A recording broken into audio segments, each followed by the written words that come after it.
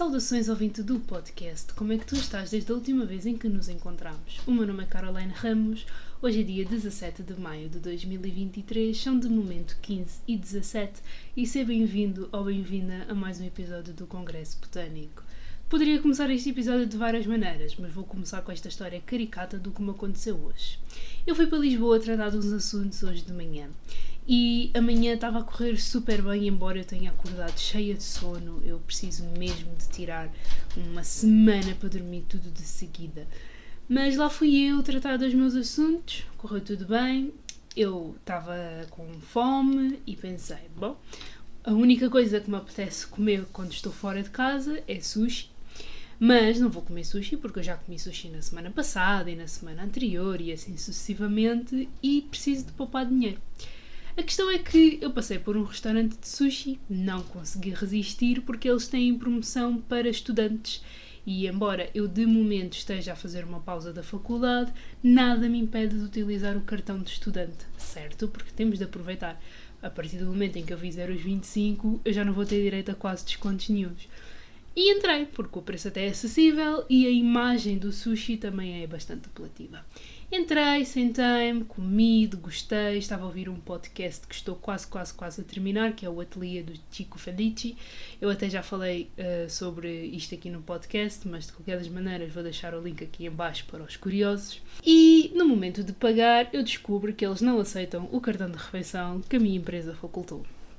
E eu a pensar para mim, puta que pariu, a sorte é que eu tenho dinheiro na minha conta, senão eu ficaria aqui a lavar pratos até o final do dia e amanhã tenho que ir trabalhar, não é, minha gente? Paguei, saí, eu queria passar a estrada. Acontece que naquela zona da estrada não havia uma passadeira acessível e vou ter que fechar um pouco a janela. Não havia uma passadeira acessível e a estrada estava dividida por um separador com uma barra metálica no meio. Eu, ok, eu consigo fazer isto, eu vou pendurar a pé e vou passar. Só que esqueci-me que estava com uma mochila, um saco de pano, o casaco, o telemóvel, fones, tudo a acontecer ao mesmo tempo. E fui fazer o atrevimento de tentar ultrapassar aquela barra com uma perna pendurada e a outra que girasse. Naquele exato momento eu pensei, isto vai dar merda. E deu, porque o meu pé escorregou e eu parei horizontalmente à barra metálica e fiquei pendurada durante uns 5, 10 segundos, isto no meio da estrada, se passasse um caminhão levava-me também, e eu tenho a leve sensação de que viram a minha cuequinha vermelha porque eu fiquei pendurada durante uns quantos segundos, mas lá consegui manter a compostura, passei aquela porcaria e fiquei a tremer nos minutos a seguir. O meu objetivo era sair do restaurante e ir para uma gráfica que tinha encontrado a meio do caminho para eu pedir uns orçamentos para eu começar a fazer os meus prints das minhas pinturas. E já agora eu vou-me comprometer a, nos próximos tempos, começar a fazer vídeos a pintar e partilhar também um pouco convosco deste meu lado pintora. Mas foi uma situação que me deixou a pensar no quão à vontade é que eu já estou para fazer figuras no meio da rua com imensa gente a ver, porque tinha imensa gente nas planadas, tinha imensa gente a sair dos carros, de certeza que tinha alguém na janela a observar a rua e viu a figura que eu fiz. Mas eu não me senti constrangida, eu só fiquei preocupada porque poderia ter acontecido algo mais grave, como eu cair, bater com a cabeça, partir alguma coisa, levar como uma moto em cima. Mas nada disso aconteceu, porque eu, né, super heroína que sou, consegui fazer aquela porcaria sem deixar ainda mais arrastos. Esta história serve apenas para ilustrar o quão à vontade é que eu, pelos vistos, estou em fazer figuras na rua sozinha, porque se fosse há uns tempos eu teria entrado num estado de nervosismo, provavelmente até teria chorado de embaraço. E a única coisa que me apetecia fazer era rir, e caso alguém me viesse falar, a perguntar se estava tudo bem, eu ia-me rir com aquela pessoa e ia dizer, pois realmente eu sabia que ia dar merda e deu, e mesmo assim decidi fazer a mesma. Mas olha, sou uma aventureira a fazer o quê? Hoje poderíamos continuar aqui a falar sobre embaraços e tudo mais, só que eu estive a ver a minha lista de temas e um dos temas que se ressaltou foi o das mensagens não lidas e respondidas. Eu não vim aqui falar pela Carol do passado, pelo contrário, porque a Carol do passado, perante esta situação, teria uma postura muito mais rígida e intolerante E a Carol do tempo presente já tem uma maturidade que me permite dizer, por mim, por ela, por nós, meu Deus, olha para ela toda esquizofrénica, permite-me falar com alguma segurança sobre o facto de as mensagens lidas e não respondidas já não me fazerem tanta aflição como faziam. Eu não vou negar e dizer que já estou super, hiper, mega tratada desse assunto e que não me incomoda, porque incomoda. A questão é que eu estou a aprender a lidar diariamente com o facto das outras pessoas também terem uma vida e terem mais que fazer do que estarem constantemente no telemóvel a falar comigo. E algo que eu não compreendia no passado era que as pessoas têm a sua individualidade, não é? E elas não são obrigadas a estar constantemente em contacto comigo só porque eu tenho carências para suprir e vejo nelas essa supressão. A questão é que elas não são responsáveis por tratar das minhas carências e do meu emocional. Eu sou.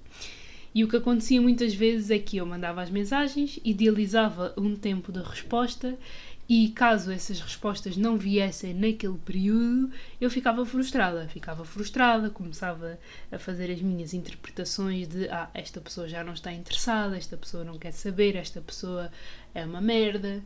E não, a pessoa simplesmente tem a vida dela, a pessoa tem mais que fazer do que estar concentrada em mim e eu, por consequência, também deveria ter aprendido desde muito cedo que deveria arranjar coisas para fazer. Agora não me incomoda tanto porquê? Porque eu compreendo muito melhor que às vezes não dá vontade. Às vezes não dá vontade de pegar no telemóvel e manter uma conversa. Às vezes não há assunto e está tudo bem não haver assunto, porque mesmo que nós estejamos interessados, mesmo que nós estejamos engajados uns nos outros, há dias em que não há assunto. Há dias em que a nossa cabeça precisa de desligar, precisa de relaxar, precisa de absorver coisas novas, precisa de se compreender antes de sequer continuar a mergulhar. Eu até poderia fazer um paralelo entre estar constantemente a falar com as pessoas e nadar. Embora eu adore a praia e tenha um pânico enorme da água, eu consigo assimilar isto como sendo estar constantemente na conversa com alguém, seja amigo, apaixonado, namorado, família, é o equivalente a estar sempre a nadar no oceano sem parar. Há momentos em que cansa, há momentos em que nos começamos a afogar, há momentos em que precisamos de boiar e ficar só assim, à espera. Então tem-se tornado muito importante eu ter esta postura e ter esta consciência, porque também me acalma no sentido de não me deixar constantemente elétrica e ansiosa, essencialmente, à espera de uma resposta. Primeiro porque se cada um de nós tem o seu momento, faz parte da minha pessoa e dos meus valores respeitar o momento dessa pessoa. Porque se eu estiver constantemente a interpelar o momento dessa pessoa, eu estou a interromper o seu fluxo de vida. Também é muito bom darmos espaço, porque assim percebemos quem é que realmente quer entrar em contacto connosco. Claro que isto é trapaceiro. É muito trapaceiro, porque da mesma maneira que eu quero que demonstrem interesse por mim, é importante que eu o faça pelos outros. Então eu não posso ficar sentada constantemente a aguardar o movimento, a mensagem, a chamada, se também eu o quero. E se eu o quero, é mais do que certo também eu fazer esse gesto. A questão não é bem essa, a questão é o exagero, o extremo, não é? A partir de que momento é que eu tenho de começar a colocar o travão. E também há o outro lado de eu reconhecer que por muitos anos eu fui esta pessoa chata, melga, que queria constantemente estar à conversa e então demonstrava em demasia os meus interesses, o que também acabava por abafar a pessoa e tornar-me naquela chata acerca do qual já ouvi muitas vezes. O lado negativo disso foi eu ter-me tornado em alguém que prefere não procurar do que correr o risco de ouvir outra vez que estou a ser chata, que estou a ser exagerada, que me estou a apegar demasiado. E apesar de eu fazer para evitar ouvir isso, o que pode acabar por acontecer é eu não mostrar interesse e parecer que não estou interessada. O que também é errado, porque eu estou interessada. Se eu estou interessada em falar com os meus amigos, porque é que eu não o demonstro, não é? Por medo daquilo que os fantasmas deixaram. Isso aí tem que ser muito bem medido. Vou beber aqui o meu chazinho frio. Até é fixe eu aprender a dar tempo, porque nesse espaço eu aprendo também sobre as coisas que eu quero fazer no momento em que estou à espera. Mas porquê a espera? De onde é que vem essa espera? De onde é que vem esta expectativa de que a mensagem tem de chegar? Porque é que ela tem de chegar? Será pela qualidade da relação? Será pelas coisas que eu quero daquela relação? Será pelo quê, afinal? Porque a não chegada da mensagem também significa muita coisa. Às vezes a pessoa não tem tempo, às vezes a pessoa não está disponível, às vezes a pessoa não tem o que dizer, às vezes a pessoa está a passar por uma fase de ansiedade e a melhor coisa que consegue fazer é não falar com ninguém, é resguardar-se. Às vezes a pessoa está mesmo sem vontade de falar connosco propriamente e fala com os outros. Eu agora estou aqui a falar e estou-me a lembrar da quantidade de amigos, não é? Ou de supostos amigos que eu tive, em que eu estava constantemente a contactar e nunca me respondiam. Literalmente, nunca me respondiam. Viam as mensagens e não respondiam. E isso faz-me um pouco de confusão. Isso faz-me muita confusão, porque quando alguém te procura constantemente, a pessoa quer saber de ti, não é? A pessoa está a demonstrar um interesse e o mínimo que tu podes fazer é ser sincera ou sincero, abrir-te e dizeres: olha, eu neste momento não estou numa boa fase da vida, ou eu neste momento estou a trabalhar demasiado, ou eu neste momento vi a mensagem, respondo-te mais tarde, sou um pouco esquecido, então diz-me qualquer coisa. É dar a garantia àquela pessoa de que está completamente à vontade para continuar a expressar-se. Porque a partir do momento em que alguém nos nega essa atenção, torna-se automático nós vermos o mundo como um espaço onde não nos podemos expressar. Porque se for uma pessoa, duas, três, isso já é mais do que o suficiente para o nosso cérebro atualizar a informação que temos e chegar à conclusão de que não vale a pena demonstrar afeto, não vale a pena mostrar interesse. E o fodido de tudo isto é que por causa de 3 pessoas, se calhar 2 ou 3 que não têm nada a ver com o assunto, vão deixar de ter acesso a essa nossa sensibilidade e a essa nossa demonstração porque alguém nos traumatizou e golpeou. Mas também é aí que existe uma certa força de vontade e uma certa superação, no sentido de que se nós conseguirmos ir além das tampas e se conseguirmos ir além da rejeição, nós estamos a ser muito melhores do que as versões daquelas pessoas.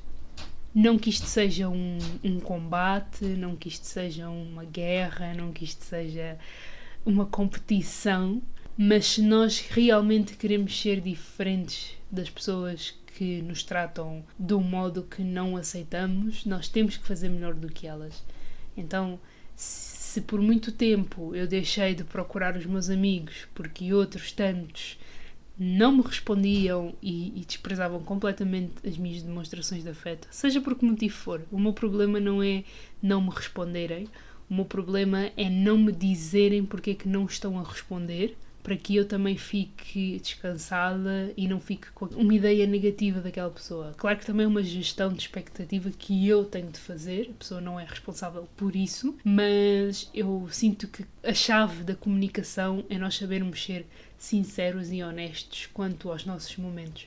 É um problema meu esperar que os outros ajam como eu seria capaz de agir, é um problema meu, eu sei, mas eu também sinto que é um mínimo que nós poderíamos fazer enquanto seres sociais e seres comunicativos, é chegarmos ao pé de alguém que está a demonstrar preocupação pela nossa vida e dizermos: desculpa, mas eu neste momento não quero, não posso, não me apetece, não consigo, então agradeço a preocupação, mas para que não percas mais do teu tempo e da tua energia, sugiro que faças isto ou que faças aquilo. É um mínimo.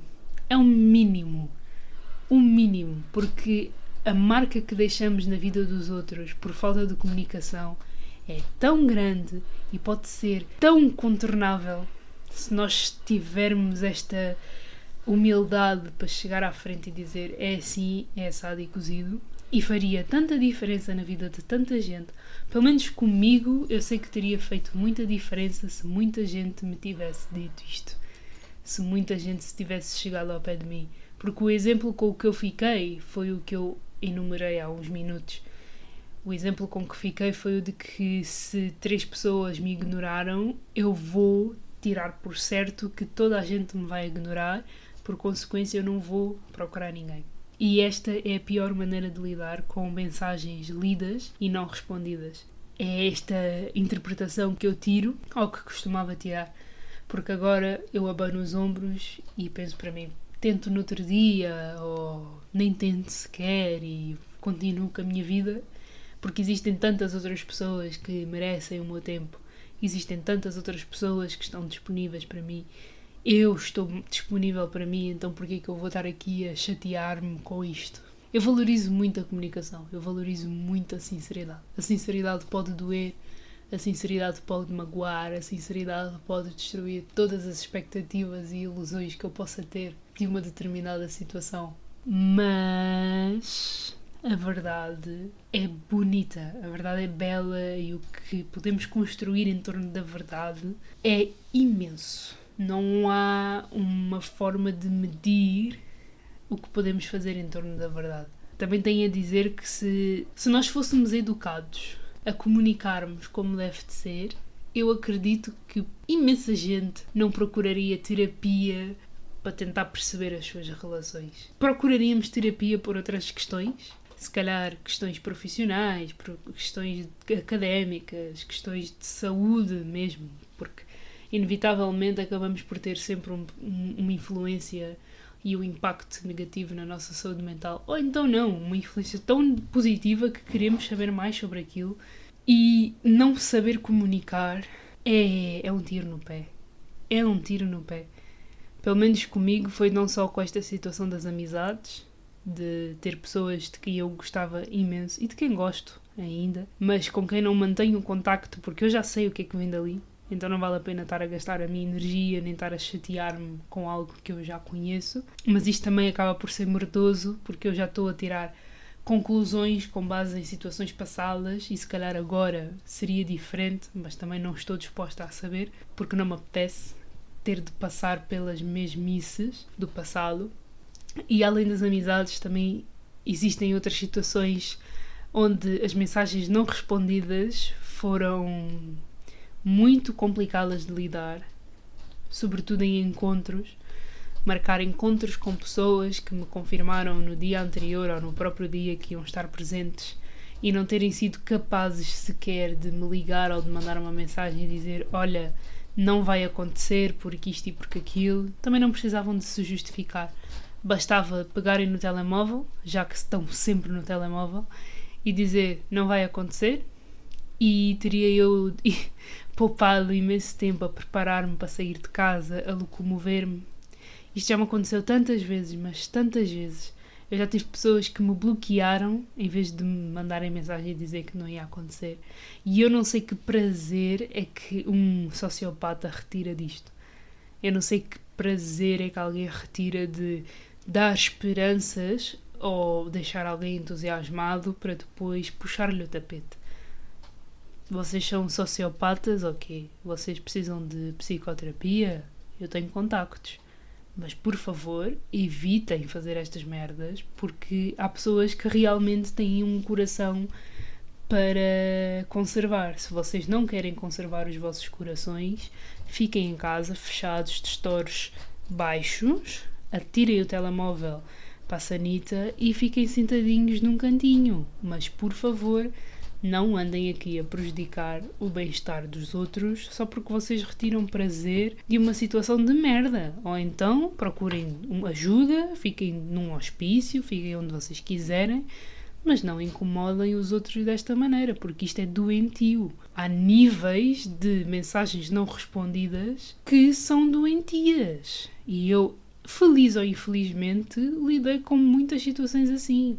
não admira nada que eu tenha chegado a um ponto de calma no que toca a mandar uma mensagem, saber que a mensagem foi lida e não respondida por dias. A única coisa que me resta fazer é respirar fundo, continuar com a minha vida, porque eu tenho muita coisa para pôr em dia. Eu tenho muitos objetivos para cumprir e, quando for o momento certo, quando a pessoa sentir que amadureceu, quando a pessoa sentir que tem coisas para dizer, quando a pessoa tiver tempo, a pessoa vem falar comigo. Mas evitem, ao menos, ser doentios a este ponto.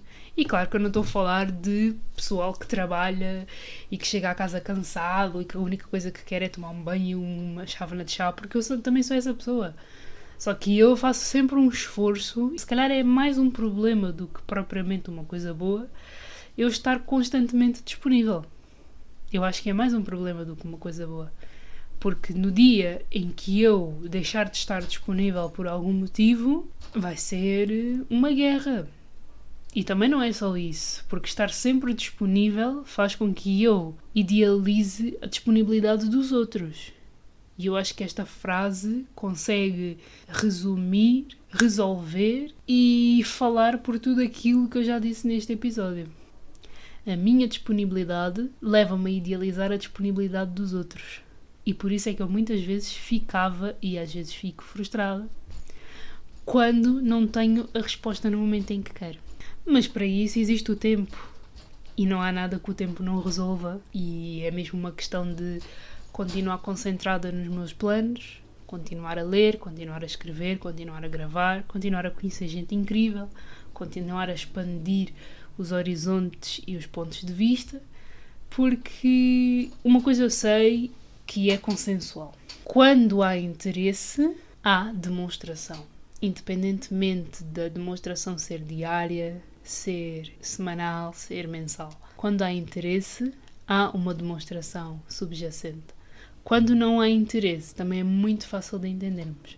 É nestas esquinas que muitas vezes nos perdemos, porque não conseguimos perceber o que é abuso, do que é brincadeira, do que é sério. Às vezes demonstramos muito, a pessoa também demonstra, e quando deixa de demonstrar, porque será que pelo facto da pessoa já ter tido aquilo que queria? Será porque pela pessoa ter a vida ocupada efetivamente? Será por estar num momento em que realmente não consegue conjugar tudo?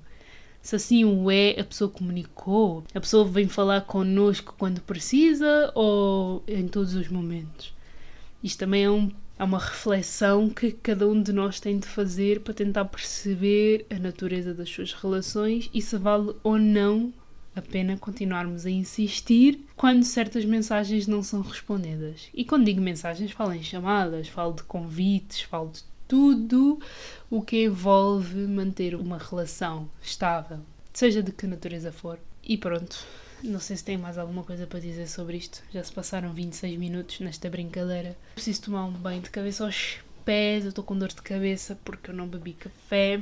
Eu tenho fases na vida em que bebo imenso café porque eu gosto muito do sabor e do cheiro de café. Principalmente se for café solúvel, e eu acho que eu já falei disto aqui no podcast algumas vezes. Eu adoro café solúvel. Café solúvel tem um cheirinho. E há uns quantos cafés solúveis que são top dos tops. Temos o Nescafé Gold, temos o... como é que se chama? Agora tenho que ir ver a caixinha. Ou então não, vou sair. O Delta, acho que é Delta, exatamente. Temos o Delta, que tem uma tampa vermelha em cima, que também é muito bom. Eu adoro café solúvel. E nos últimos tempos eu tenho bebido muito café. Muito café. Bebi café com leite nas primeiras semanas, não senti muito efeito. A questão é que eu comecei novamente a beber café solúvel e café expresso. Então está-me a doer bué a cabeça, porque eu ainda não bebi o meu café hoje. Mas também não vou beber, porque eu não quero que o meu corpo vicie, embora ele já esteja a dar aquele sinal de ressaca. Só que eu não lhe vou dar esse prazer, vou beber chá verde, que tem praticamente o mesmo efeito, e vou tomar um banho e vou fazer uma sesta, porque eu estou bué cansada e eu preciso de aprender a descansar, porque eu ainda não aprendi a fazê-lo. E também quero ler. Eu finalmente terminei de ler Um Homem Duplicado. Tenho a dizer que aquele final deixou-me mais ansiosa do que calma. Já é a terceira vez que eu faço este apontamento, mas eu leio Saramago de todas as vezes em que quero acalmar o espírito. De todas as vezes em que sinto que preciso de renovar o meu vocabulário, todas as vezes que preciso de uma inspiração para escrever. Então eu leio Saramago, porque Saramago tem este efeito em mim e provavelmente qualquer pessoa que adora este escritor sente uma coisa semelhante. Mas este final em Um Homem Duplicado deixou-me chocadíssima. Primeiro porque eu não estava à espera. Segundo, porque o homem já morreu, então mesmo que nós lhe exigimos uma continuação, ele já não está cá para fazer isso. Depois, porque é um final que poderia ser estendido por mais umas quantas páginas, mas ao mesmo tempo perderia todo o seu encanto, então acho que está muito bem assim. Quarto, faz-me muito lembrar o final das Intermitências da Morte. Quem já leu as Intermitências da Morte e leu O Homem Duplicado, sabe disto. É uma semelhança incrível. Incrível, incrível, incrível. Porque é genial. Porque mexe com zonas da história que nós não estávamos nada à espera de recuperar. E também porque não tem nada a ver com a adaptação que fizeram. Um dos temas que eu quero vir aqui falar no podcast é sobre adaptações de livros. Eu há muito tempo que não vejo adaptações. Se calhar poderia desafiar-me a fazer uma lista de livros que foram adaptados recentemente, ler e ver os filmes e ter mais argumentos que me sustentem o episódio, para também não ficar aqui a falar à toa. Mas eu tenho uma vaga ideia e lembrança de como é que foi o final do filme com o Jake Gyllenhaal. Se colocarem Um Homem Duplicado, Jake Gyllenhaal, vão descobrir o filme. E a última cena do filme foi uma aranha gigantérrima que apareceu. Não sei bem de onde, foi assim do nada. E o final do livro não tem nada a ver. Nada a ver. Tipo, o final do livro foi só uma folha, frente e verso, escrita, impressa. E eu só pensei para mim, puta que pariu, isto faz-me lembrar todas as séries distópicas que têm saído nos últimos tempos, de clones e de sociedade e de Estado e tudo mais, porque não é possível que este homem tenha pensado nisto assim e isto estar a ser representado em imensas produções cinematográficas. Não é possível, porque isto é genial. Eu fiquei sem palavras, eu fiquei super ansiosa, porque, não sei, eu não tenho palavras para falar do final do Homem Duplicado. Se calhar por ter ficado a ler o livro durante 3 meses, eu estava à espera de uma coisa, acabei por ter outra e fiquei com saudades da história por inteiro, porque, querendo ou não, acabei por fazer uma leitura muito lenta, também não estava com muita paciência para estar constantemente... Ai, o sushi estava a dar sono. Para estar constantemente a acompanhar a leitura e também porque, pronto, né, o meu Kindle está partido, salvo seja, ele está avariado, ele está bloqueado, ele não quer funcionar. Então é muito mais fácil para mim gerir leituras quando eu tenho o Kindle disponível. Assim consigo ler uns 3 livros no Kindle, leio um livro físico e é o sonho de qualquer leitor. Mas o final do Homem Duplicado, minha gente, é que a história em si é muito boa. E eu acho que o que me deixou ansiosa foi não ter tido a explicação de todo aquele contexto. Eu acho que cheguei lá. Não ter uma explicação do porquê deles serem duplicados e de onde é que eles vieram, porquê que eles existem, e deparar-me com o final daqueles que deixem aberto tudo e mais um par de botas, deixou-me super ansiosa. E há muito tempo que eu não ficava ansiosa com a leitura de um livro. Acho que a última vez que eu fiquei assim foi com um livro que li o ano passado e foi um policial, que foi o Enigma do 4622. E estou em choque até agora. Não é um choque que me enterra ainda mais no reading slump. Para quem não conhece o termo, reading slump é quando nós entramos numa ressaca literária e nós não conseguimos ler nada por muito que tentemos. Hoje comecei a ler um livro de Virgílio Ferreira, Alegria Breve, ou uma coisa assim parecida, mas acho que não vou continuar porque eu preciso de voltar a ler, mas com uma coisa muito mais descontraída. E comprei o livro do Virgílio Ferreira o ano passado na Feira do Livro, mais para tentar perceber se o meu fascínio por este autor foi apenas pela novidade que foi ter lido um livro português sem ser em contexto de escola, ou se realmente pelo escritor ter um talento com as palavras que eu ainda estou para explorar noutras obras e tentar compreender. Então comprei, também porque eu gostei muito dos primeiros parágrafos e que me deixaram de boca aberta a pensar: uau, mas o que é isto? Eu quero saber mais. A cena do Virgílio Ferreira é que ele tem uma pegada muito filosófica e existencialista. Então, tudo o que ele escreve vai sempre bater às crises existenciais que a personagem está a ter. Então, torna-se um pouco confuso, apesar de ser fascinante. Então, eu quero ver se é mesmo uma cena dele, se é das personagens em específico, se se repete continuadamente, que é para eu poder chegar a uma conclusão e dizer: a aparição é fixe, mas por ser aparição. Ou então até tenho de reler a aparição para compreender a cabeça da Carol que o leu quando tinha 16 ou 17 anos, porque a Carol agora dos 24, apesar de poder melhorar o meu lado de leitora, porque eu já fui muito melhor leitora, eu já li muito mais, com muito mais variedade do que ando a ler agora. Espero que não seja da idade, porque senão eu estou fodida e vou ficar muito chateada. Mas acho que vou embarcar para Afonso Cruz, ou então não sei, ou então continuo a fazer as minhas leituras de finanças pessoais, que também é bom para continuar a estimular o cérebro e aprender coisas novas. Enfim, espero que tenhas gostado deste episódio. Qualquer dúvida, questão, sugestão, podes deixá-lo nas minhas redes sociais, Instagram especificamente. Tens aqui em baixo também o link para o meu blog, para a newsletter. Ainda não vou deixar aqui a página do Patreon, mas vou deixar um link do PayPal caso queiras apoiar o meu trabalho com um donativo que faça sentido para ti. Estou muito entusiasmada para começar a fazer os prints das minhas pinturas e vou ter que produzir mais, mas cada coisa a seu tempo, eu só posso fazer uma coisa de cada vez. Acalma a ansiedade. Beijinhos e abraços, vemo-nos por aí.